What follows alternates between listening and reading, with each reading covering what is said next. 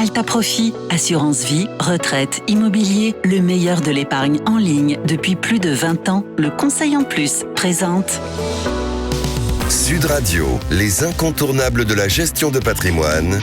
Thomas Binet. Nous nous retrouvons comme tous les jeudis soirs avec notre consultante Catherine Baudenot, directrice marketing, offre et communication chez Alta Profit pour parler gestion de patrimoine. Bonsoir Catherine. Bonsoir Thomas. Catherine, investir son argent quand on débute peut faire peur ou au contraire exalter, tout dépend le profil que nous avons. L'objectif est bien évidemment de gagner de l'argent, mais il n'est pas rare d'en perdre aussi. Alors quelles sont les grandes erreurs ? On va commencer par ça, à éviter quand on est investisseur débutant, Catherine. Alors, il y en a plusieurs. La première, c'est probablement la plus fréquente, c'est de se lancer sans avoir défini clairement ses objectifs et son profil investisseur. Il y a beaucoup d'investisseurs débutants qui en fait vont mettre leur argent sur un produit parce qu'ils ont entendu dire qu'il était rentable. Et sans se demander si ça correspond vraiment à leurs besoins. Mais c'est l'idée que plus un placement rapporte, mieux c'est ça ? Oui, c'est exactement ça, sauf que c'est faux.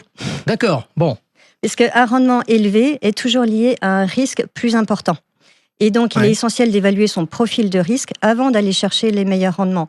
Un bon investissement doit être en adéquation avec ses objectifs et avec sa tolérance au risque et donc sa tolérance aux pertes potentielles. De la même manière, le postulat selon lequel il faudrait suivre les tendances du moment qui cartonnent, c'est souvent une mauvaise idée. Alors on va parler des émotions parce que forcément ça a sa place. Quelle place justement joue-t-elle dans les erreurs des investisseurs ? Alors, les émotions jouent un rôle énorme et la première que j'ai envie de citer, c'est la peur. La peur, c'est clairement l'ennemi numéro 1 des investisseurs. Quand les marchés baissent, beaucoup vont paniquer et vendre tout de suite leur position, ce qui va les empêcher en fait d'aller profiter des hausses qui souvent suivent. À l'inverse, on a ceux qui ont trop peur de perdre et du coup qui ne vont pas investir. Et ça aussi, ça a un coût, parce que quand on n'investit pas, on perd de l'argent avec l'inflation. Mais là, il y a aussi des erreurs qui sont liées à l'impatience. Absolument. Et ça aussi, c'est une grande erreur de vouloir des résultats immédiats. L'investissement sur les marchés financiers doit s'envisager sur le long terme. Donc l'impatience, comme la peur tout à l'heure, pousse à de mauvaises décisions. Donc vendre dès qu'il y a une petite baisse ou, à l'inverse, acheter dès qu'il y a une petite hausse, ce sont souvent de mauvaises décisions. Donc l'investissement demande de la discipline, un plan clair et la gestion du temps. Donc il faut éviter de prendre des décisions impulsives qui seront basées sur des fluctuations court terme des marchés financiers. En d'autres termes, garder son sang-froid, Catherine. Comment se prémunir contre ces risques et bien investir du coup ? Alors, quelques règles de base qui doivent être respectées. Tout d'abord, pensez à diversifier. La diversification est essentielle pour réduire le risque. Bien sûr.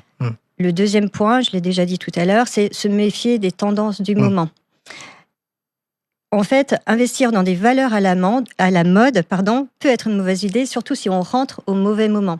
Et ça nous amène au troisième point, en fait, pour éviter de rentrer au mauvais moment, c'est d'investir progressivement. Ça permet de lisser le prix d'entrée et donc de diluer le risque. Mais du coup, on peut se poser quand même une autre question. Qu'en est-il de la connaissance des produits d'investissement quand même ? Alors ça aussi, c'est une erreur très courante. Souvent, on investit sans prendre la peine de lire la documentation et donc on ne sait pas réellement dans quoi on investit, sachant qu'il y a quand même des produits qui sont complexes et qui génèrent du risque. Donc, il faut connaître. Alors, revenons à notre débutant qui fait ses premiers pas en investissement. Quels conseils pourriez-vous lui donner pour éviter toutes ces erreurs que vous avez évoquées ? Alors, premièrement, définissez vos objectifs, votre capacité à prendre des risques et votre horizon de temps. En 2, diversifiez vos placements. On ne met pas tous ses œufs dans le même panier.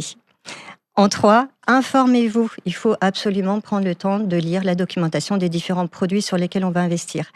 Et 4, il faut penser long terme. Il ne faut pas se laisser influencer par les fluctuations court terme des marchés. Et finalement, et ce sera mon point 5, si vous avez des doutes, commencez par de la gestion pilotée. Ça va vous permettre en fait de vous familiariser. Et d'avoir recours à un professionnel, c'est ce que vous êtes en train de dire. Ouais. Donc gardez son sang-froid, regardez loin, diversifier, c'est les points majeurs. Merci Catherine, on vous retrouve jeudi prochain pour un autre numéro d'Osez Investir, les incontournables de gestion de patrimoine.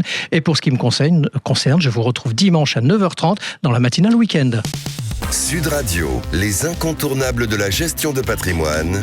Thomas Binet. Avec Alta Profit, assurance vie, retraite, immobilier, le meilleur de l'épargne en ligne depuis plus de 20 ans, le Conseil en Plus.